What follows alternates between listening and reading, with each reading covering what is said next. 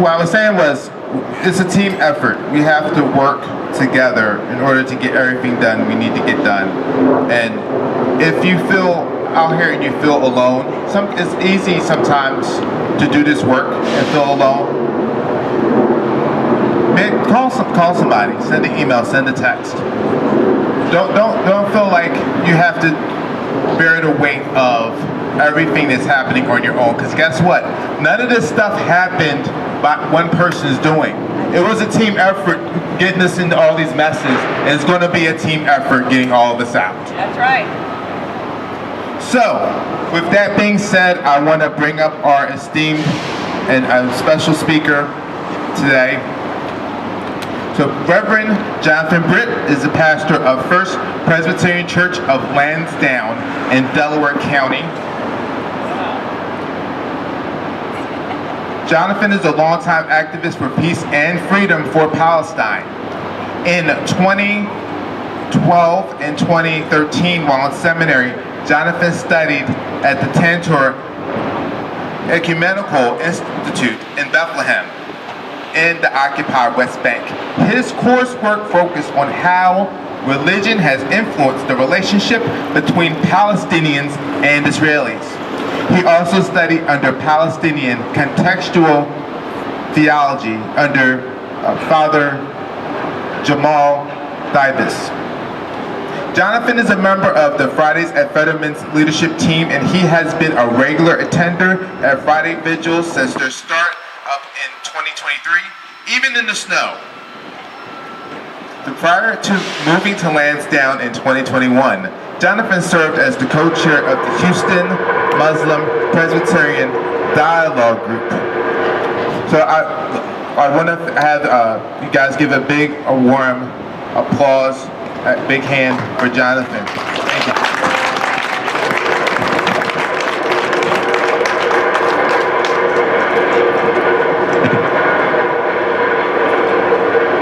Good day, everyone. How are we doing? Good? Yeah, so we've had days out here in the snow. We've had days out here in the 100-degree heat, so we will be thankful for days when it is 70 degrees out here with a slight breeze coming off of the river.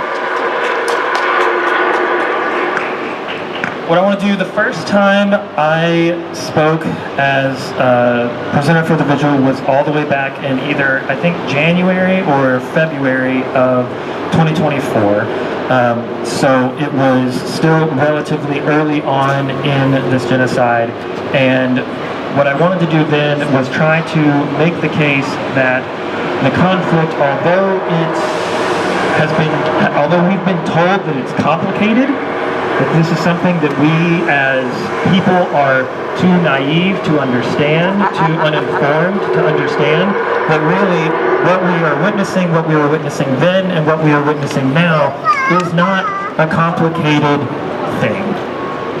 Genocide is never complicated.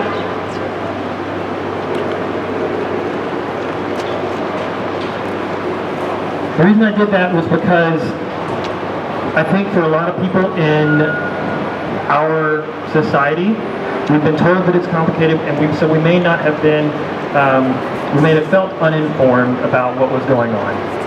That was almost 2 years ago. We've been live streamed this genocide on our phones, on our televisions, for almost 2 years now. So no one can say now that they do not know what's going on.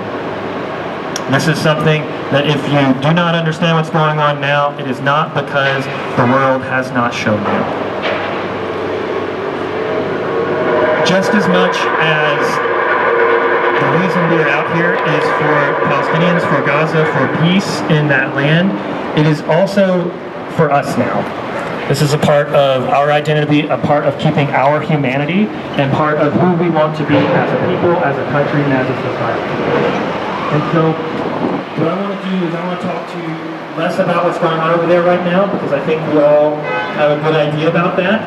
But what I've learned over these past, 18 months or so, about who we are as a people, what I've learned as being a part of this organization. The first thing I've learned is that in our government, in the U.S. government, Moneyed interests often mean more than people's interests. It is impossible to get someone to know something that their salary or their campaign contributions depend on them not understanding. We've been out here in front of Fetterman's office for this long. We've talked to our congresspeople for this long, and by and large, most of them still do not or have not changed their position on Gaza and Palestine. Senator Fetterman is probably even more entrenched now than he was 2 years ago. I've learned about what scholars call the imperial boomerang. Has anybody heard this term? It's a concept that what empires do to those who they oppress in foreign countries will eventually boomerang back and come to their own citizens. Our police officers, our military has trained with the IDF for years and years and years. They have learned how to oppress people. They've learned how to kidnap people. They have learned how to surveil people, all in foreign countries. And Palestine, for our military-industrial complex, has been a laboratory and an experimentation ground for decades at this point. All of that happening over there, we are now seeing come back to our own lands. Yes, we are. We have to decide how much we will put up with. We as a society have to decide how much we are willing to take before we actually do something about it. I've learned just this morning that there's there was a internal memo that went through the IDF that said that, hi kids, good morning, hope you're having a wonderful day. I've learned that there was an internal memo that was released today that said from the IDF themselves that 83% of the casualties in Gaza have been civilians. 83%.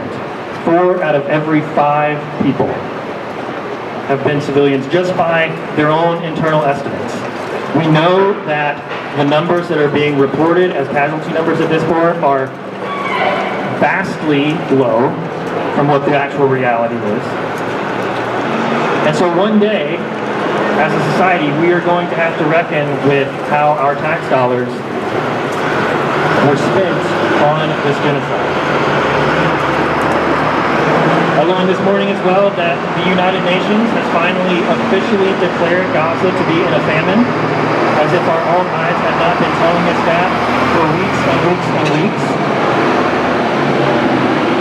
But mainly what I've learned over this past 18 months is that Palestine has become the litmus test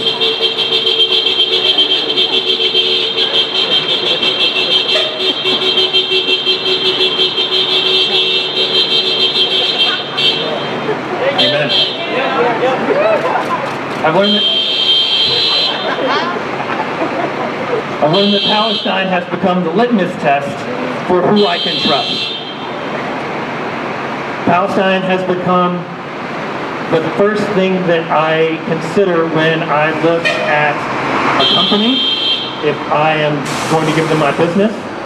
It's the first thing that I think about when I look at politicians, people who are campaigning and primarying. If you are not on the right side of Palestine, I cannot trust you to be on the right side of anything, because I know that you do not have a spine.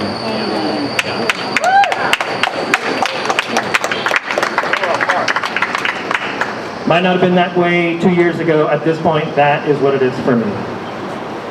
I've also been disabused of the fact that the moral arc of the universe bends itself towards justice. We have seen for the past 2 years that that has not been the case. If anything, it has been the other direction. But the thing is that it can bend towards justice. The moral arc can bend towards justice, but it will not do it itself. It has to be done by people in the streets, in halls of Congress. It has to be done by people who actually care and who are willing to take a position and a stand that may not be popular, but is right.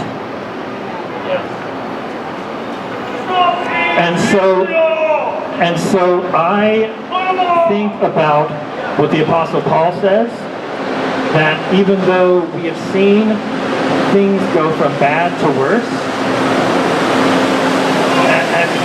that we are perhaps in despair, but we are not broken. We may be persecuted, but we are not abandoned. We may have been struck down, but we are not destroyed. And so we have each other to make this community happen, to continue to fight for the cause of Palestinian liberation. And so one thing that I want you all to know that I and my congregation are doing, we are in Delaware County. Our congressional representative is Mary Day Scanlon, Pennsylvania 5. Our congregation has composed a letter, and we have written it to her, and we are asking for faith congregations of all faiths and faith leaders who either live or work in her district to sign on to this letter so that we can deliver that to her to show her that people of faith think that this is a moral and an issue of conscience and of faith for people in her district. If that is something that you are interested in, or you know somebody who would be willing and able to sign that, please come see me after the vigil, and I will make sure that you have that link. Thank you so much. Free Palestine. Thank you.